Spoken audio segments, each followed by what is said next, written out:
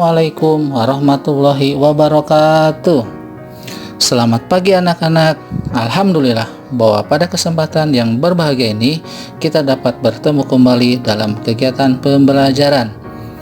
Tak lupa doa Bapa menyertai kalian agar kita semua sehat selalu dan berada dalam lindungan Allah Subhanahu wa Ta'ala.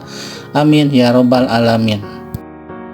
Pada kesempatan ini kelas 6 akan belajar tema 2, Persatuan dalam Perbedaan. Subtema 1, Rukun dalam Perbedaan. Untuk lebih jelasnya, simaklah dengan baik pembelajaran yang pertama. Proklamasi kemerdekaan menjadi tonggak sejarah bagi perjuangan bangsa Indonesia. Meskipun terdiri atas suku yang berbeda, rakyat Indonesia bersatu dalam memproklamirkan kemerdekaan negara Indonesia.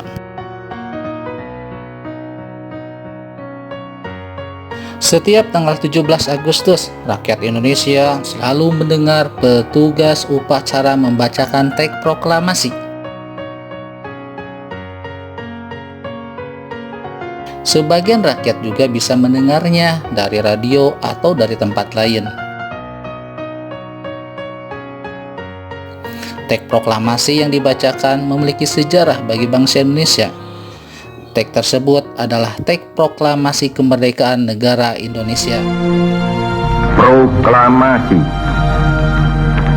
Kami, bangsa Indonesia, dengan ini menyatakan kemerdekaan Indonesia. Hal-hal yang mengenai pemindahan kekuasaan dan lain-lain diselenggarakan dengan cara saksama dan dalam tempo yang sesingkat-singkatnya. Jakarta, 17 Agustus 1945, atas nama bangsa Indonesia, Soekarno, Hatta.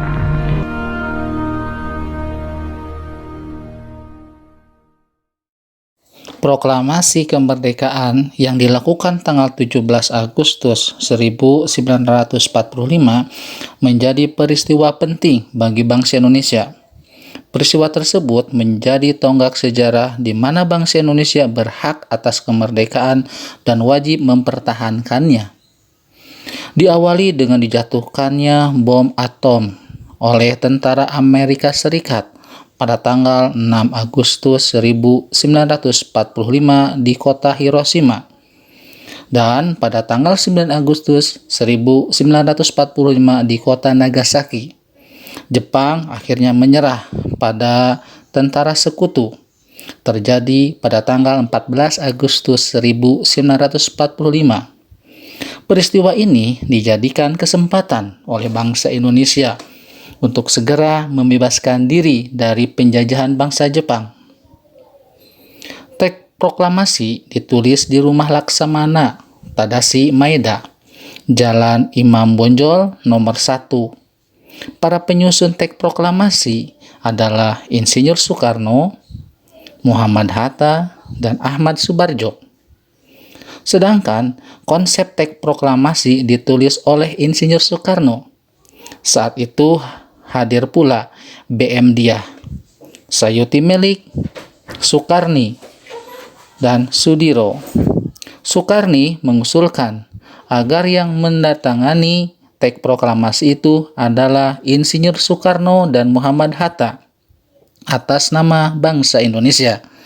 Teks proklamasi diketik oleh Sayuti Melik. Pada pagi harinya, 17 Agustus 1945, di kediaman Soekarno, Jalan Pegangsaan Timur nomor 56, telah hadir antara lain Suwirjo, Wilovo, Gafar Prigodikdo, Tabrani, dan Trimurti. Acara dimulai pada pukul 10 dengan pembacaan proklamasi oleh Soekarno dan disambung pidato singkat tanpa teks. Kemudian bendera merah putih yang telah dijahit oleh Ibu Fatmawati pun dikibarkan.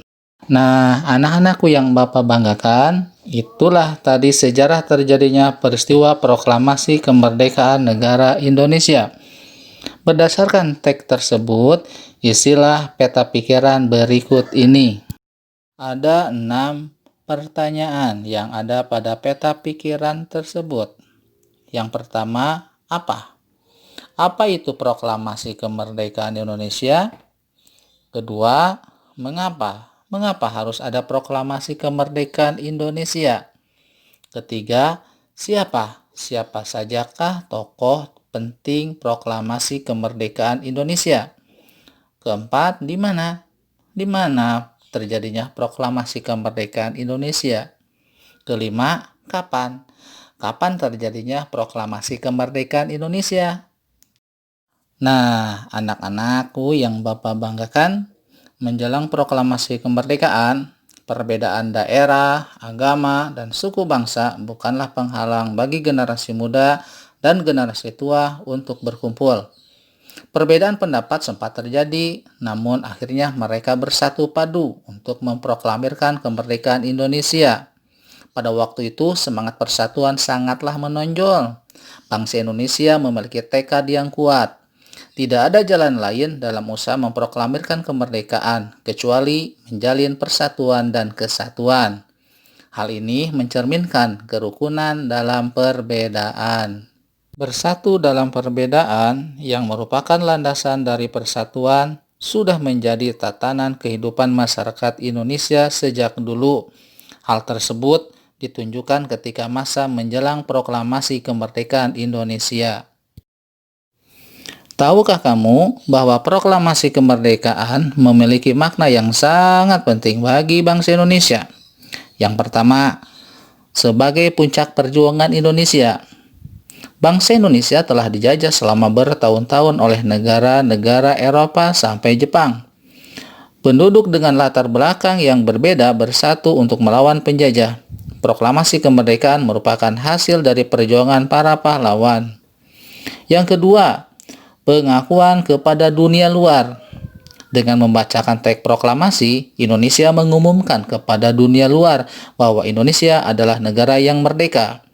Pengakuan ini yang disebut dengan de facto diikuti oleh pengakuan dari negara lain yang disebut dengan de jure. Ketiga, menaikkan martabat bangsa Indonesia. Pembacaan teks proklamasi memberikan pesan kepada negara lain bahwa Indonesia adalah negara yang bebas dari penjajahan, negara yang memiliki martabat, dan negara yang mandiri. Yang keempat, perjuangan sebagai negara baru. Indonesia adalah negara yang dibangun oleh rakyat dan untuk rakyat. Negara Indonesia adalah negara mandiri yang tidak tergantung kepada negara lain.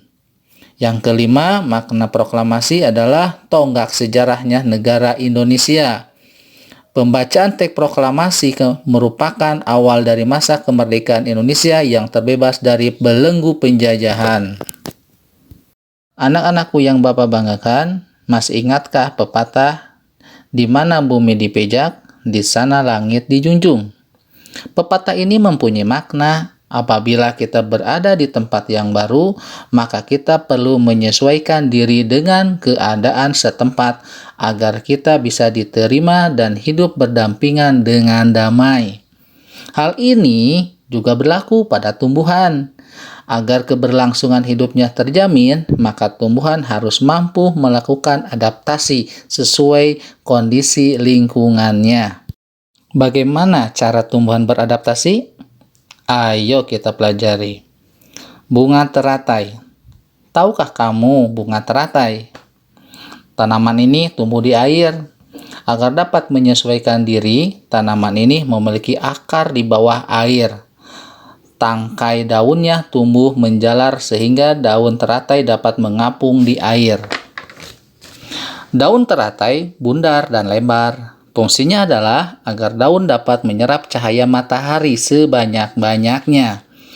Hal ini akan berdampak saat penguapan air dan berfotosintesis. Daun teratai memiliki larutan yang bermanfaat sebagai pembersih daun. Teratai memiliki batang dengan rongga di dalamnya. Rongga ini berfungsi untuk membawa oksigen ke batang dan akar. Meskipun akar berada di dalam air, akar masih tetap dapat bernapas. Nah, anak-anakku yang Bapak banggakan, tugas sekarang untuk kalian adalah pilihlah salah satu tanaman, lalu temukan ciri-ciri dan cara beradaptasinya. Tuliskan informasi yang kamu dapatkan pada peta pikiran berikut ini. Seperti tumbuhan, manusia memiliki cara berbeda dalam beradaptasi. Perbedaan yang ada bukan untuk dipermasalahkan, namun untuk disyukuri. Tuhan menciptakan kita berbeda-beda agar kita saling mengenal dan saling menghargai. Perbedaan merupakan anugerah.